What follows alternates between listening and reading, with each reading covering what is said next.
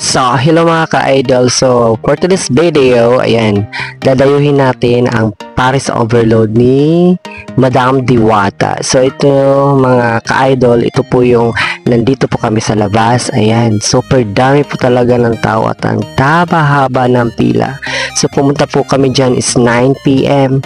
Alam nyo, nakapasok kami dyan sa loob na is mga 11 p.m.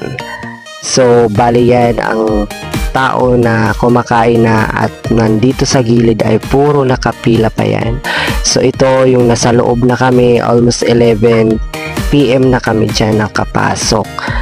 Nakapasok para kumuha ng kanilang card at magbayad ng aming kakainin. Super dami talaga ng tao. So, legit po ang nasabi niya. So, after po mga 3 hours, ayan na po, nakakain na po kami.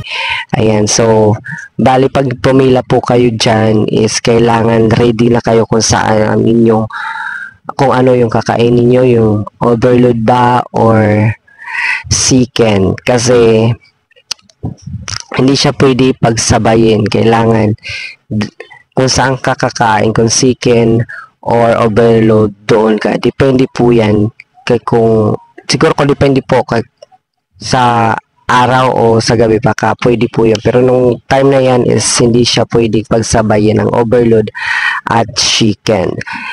So ayan, after nga dyan, ang lasa naman po niya is okay naman siya.